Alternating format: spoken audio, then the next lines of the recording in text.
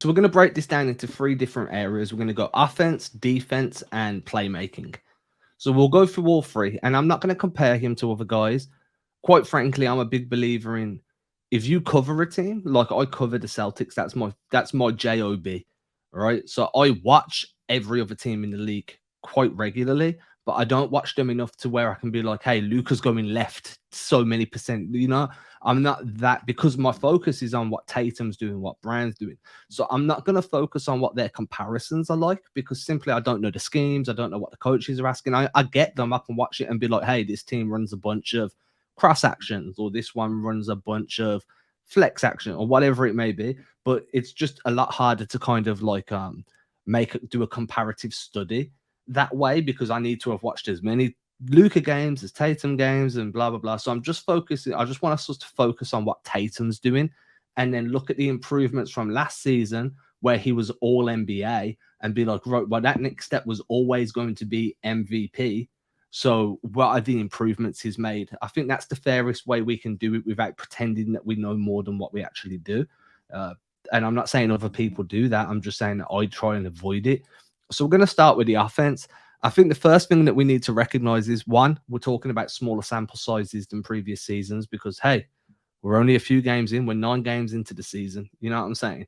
Like the sample sizes are smaller. But the most notable thing for me right now is Tatum shooting 80% at the rim. 80. According to Cleaning the Glass, he's finishing 80% of his looks around the rim. It puts him in the 91st percentile amongst wings in the league. That means, he's in that same category as Giannis and KD and those type of guys that are just cash. And when we're saying 80%, that is 39 finished, like 39 drops on 49 shots. That to me is the biggest jump. Just for reference, last season, Tatum shot 68% from the rim. The season before, 68% again. And those are the three like main ones for me, like the last 3 years of where we've seen that kind of jump. But this year it just seems to be at another level because that float is there, because teams are picking him up a bit higher. He's improved his dribble. He's Euro stepping more intelligently. Sometimes he's just putting his shoulder down, barreling into guys' chests, finishing with both hands. We've seen the up and unders. We've seen kind of like he'll back guys down in the post, face up, shot fake, go left with his left hand, drive to the rim.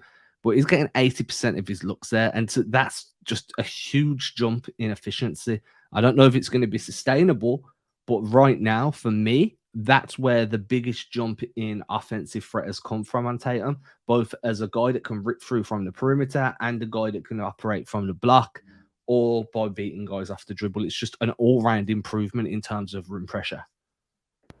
Yeah, and I guess another thing that I would probably wonder, and I know we'll get to it, but I'm wondering how that free throw frequency has gone up. I mean, the big thing for Tatum is he usually struggles at the beginning of the season in terms of trying to get going offensively.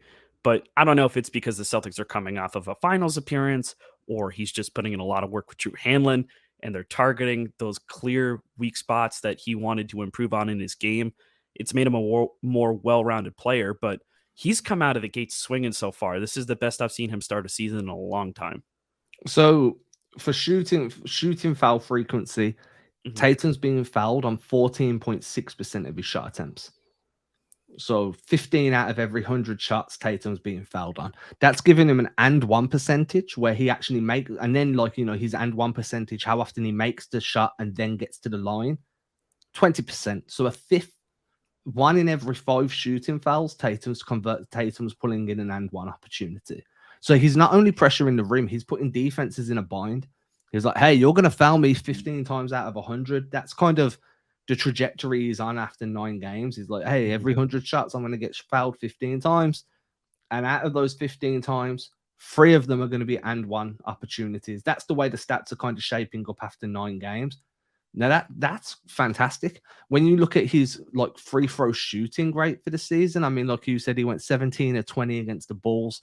On the season, he's kind of what is he sitting at? He's sitting at 90% conversion rate from the line at the free throw line.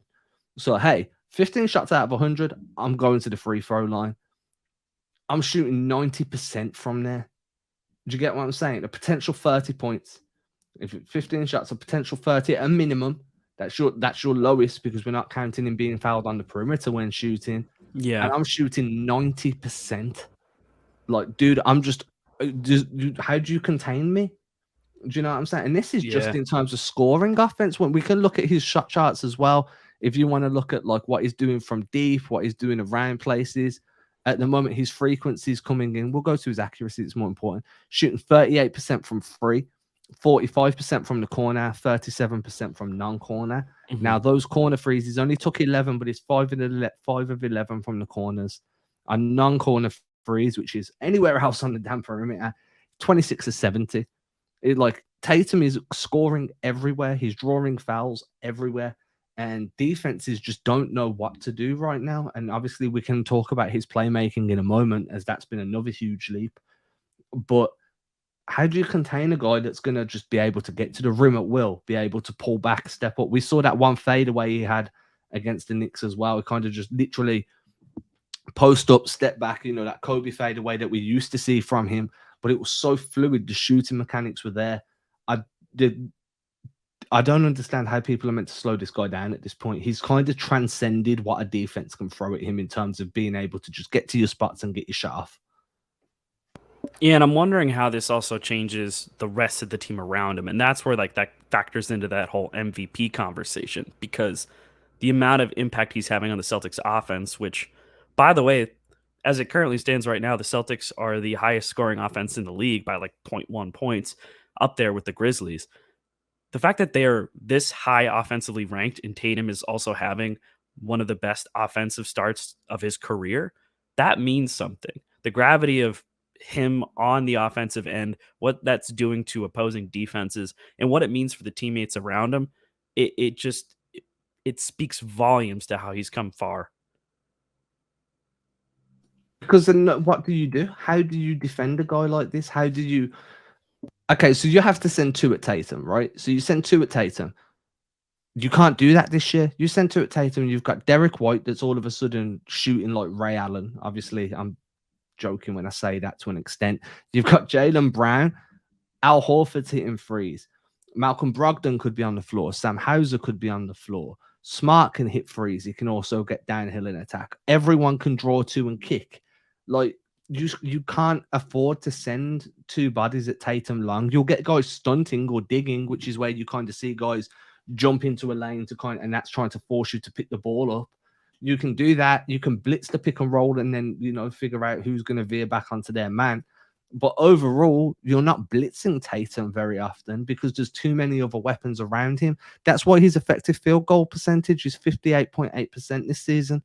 That's the 75th percentile, because his looks are a little bit more open than what we've seen, simply because Boston just has too many weapons. It's kind of like why teams like, Steph Curry will punish guys all day long for doubles, because on the other side of the floor, there's a Klay Thompson, or there's a Draymond Green setting a rip screen for somebody or a wedge screen for somebody to get some post area. And it's just really difficult to make that decision. So that's been the first part of Tatum's jump, in my opinion.